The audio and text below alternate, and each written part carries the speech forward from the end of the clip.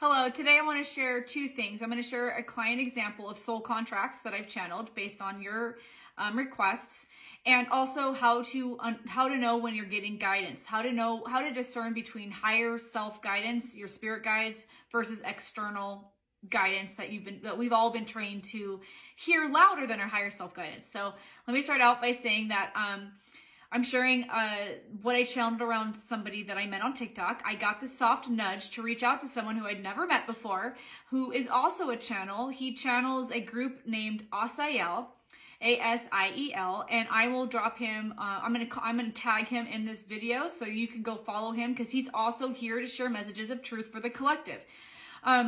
So I got this soft nudge to reach out to him, and what through Messenger on TikTok, and what I've learned from channeling for many people, hundreds of people around the globe. People hate when I say that. What I've learned from channeling from people all over the world, and from my own life, is that the soft nudges are your higher self. If you're getting a soft nudge to do something in your brain, your logical brain can't figure out why you're getting that idea or that nudge, it's from your higher self. Maybe majority of the time. I have yet to see when it's not. Okay, so since I haven't seen everything, I'm going to say the majority of the time. But your higher self gives you soft nudges. Our connection to our higher self is wiped from us. The system tries to wipe our connection from our higher self the time we come out of the womb. I do many videos on this. If you want to go check those out. We're trained to wipe the soft nudges and our connection with our higher self from us from the time we come out of the womb, so that they can reprogram us with hearing the external guidance louder. So our higher self guidance is quiet, and we have to get quiet and get out of fear in order to hear it. So I followed the soft nudge to reach out to him, and I got the thought that I'm supposed to channel for him, and I didn't know why, but I followed the nudges. I've learned that that's my higher self. So I reached out, we connected, and what he shared with me is that before I started channeling, I said, I think I'm supposed to channel for you. And he said that, what he shared with me before I started channeling is that he's had a hard time in this life. It's been hard being human. And many of us feel this way. I have a lot of people who comment on my videos. It's hard. This is hard. This is hard. And this is what my guides wanted me to channel for him, is to help everyone else with this message as well. So he struggles in this life. He struggles being in his body. He struggles with the pain and the suffering here. And he knows he has a mission and purpose. He's channeling this group, these beings, and sharing truth, and that's what he's here to do, but things are really difficult.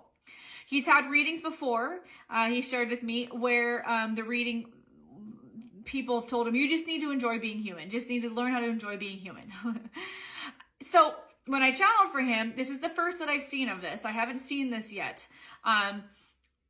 But when I channeled and shared with him, he confirmed that these are the same things that this group of beings that he's channeling have shared with him. And I was the one that was here to confirm it for him, because he needed the confirmation. And that's a lot of what I do when I channel soul contracts during the day. You can check out the link in my bio to see more about that and read testimonies on my website. But I channel soul contracts, people's mission and purpose, what they're here to do, their soul's journey, why they chose this life, the reasons for their experiences, and even trauma, and how they're meant to teach, the wisdom they're here to teach. I get business guidance. I get all kinds of guidance. But what this cosmic group of beings showed me, that when I was channeling for this, for Robin, his name is Robin. And again, I'm gonna tag him so you can follow him below. But they showed me that he has been here many times, but not as human. And like I said, I haven't seen this before, so it was a little surprising for me. And I was double checking and triple checking, like, is this right? Am I seeing this right?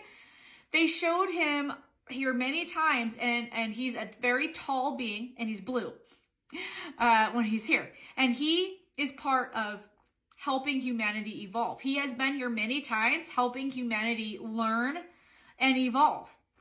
But humanity keeps going into these dark ages, or, there are disasters that take out a lot of humanity over the, hundreds of thousands of years that the disasters have been occurring. Go do research on that on Gaia. You can also follow OutoftheMatrix, who talks a lot about this stuff. I don't talk a lot about this stuff. It's not my wheelhouse. But there's been many times that Earth has been cleared out, and Robin has been a being who has come here in a non-human form to help humanity rebuild, to help humanity reseed humanity. And he heard the call and said that humanity needs help again. And we're in a very critical time in humanity's history. We're in a very critical time on planet Earth that humanity's consciousness is shifting. And it's critical because we are the ones who are going to change what's happening. No one's coming to save us. We're here to save us, and we're going to save ourselves by raising our consciousness. But there's many people still asleep. I was asleep until 4 years ago. And so what Robin has done in previous lifetimes, coming here to help humanity, in order to ensure that we continue to evolve and our consciousness increases as needed, he said, this time I'll come down in human form. So he wasn't thrilled about it. And what my guides showed me was that he had a list of things that he required if he was going to come in a human body, because he knew it was going to be difficult, because he has not been human often, maybe not at all. And he knew it would just be difficult because when souls incarnate into a body, into a human body for the first time, it can take 50, 100, 500, 2,000 incarnations to really get to the point where you're operating from a place of love, etc. Right? So there's different souls in different evolution stages here on this planet. And since his soul is an older soul, is a wise soul who's been here in other forms, he knew that being in the human body for the first time, he couldn't afford the he needed to get it the first time. He couldn't afford 100 human lifetimes in order to get to the place where he needed to be. So he had certain requirements he had in order to incarnate into human form. So that's what they showed me. He had certain things. He said, yes, I will come and try to change from the inside out. So instead of coming in as an external source to help humanity, he said, this time I will do it different. And I'll come in and try to help create the new world from the inside out, which is why he's been uncomfortable, literally uncomfortable in the body, uncomfortable looking around and seeing the chaos and the pain and the sadness and the fear has been very hard for him. But my guides also showed me that because as a being, the being that he came in as before, whatever, this tall blue being, he told me he knows who that is because his guides have showed him. I can't remember what being it is, but coming in that way, he maintains his telepathic abilities. He maintains his connection to source. He retains his memories. He's coming in as an external source to help humanity who have forgotten, who are not as connected to source, who don't have those senses and abilities yet in their evolution. So he knew coming into the human form would be difficult. He'd have to recall his gifts, and he would be very restricted because humans only are evolved to some point. So he feels very restricted. He feels very his power, he doesn't have the same magical powers he had as this other being, which makes it hard here. He doesn't have this this natural love beacon because it is hard. It's not always easy to be human. The planet is enveloped right now with a lot of fear and sadness and darkness. So making that commitment and making that sacrifice to come and help Earth as a human when he may have never been human before is a huge sacrifice. It's a huge deal, and he's just uncomfortable. He's uncomfortable being here.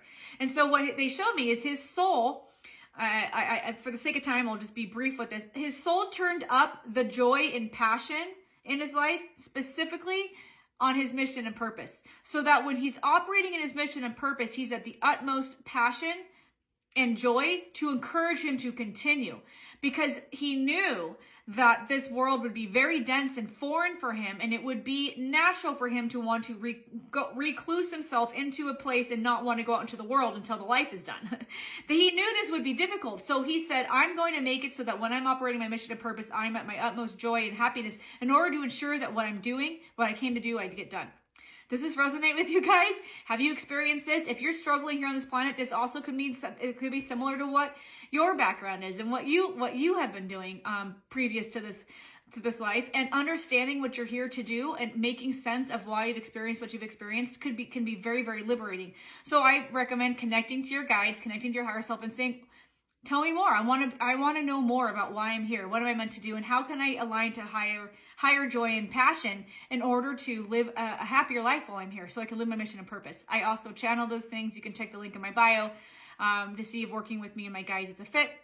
Drop your comments and questions below. We'd love to hear how this resonates, and while everything I share is channeled, I also have to say for social media, this is for fun and entertainment. Thanks for being here. I'll see you in the next video.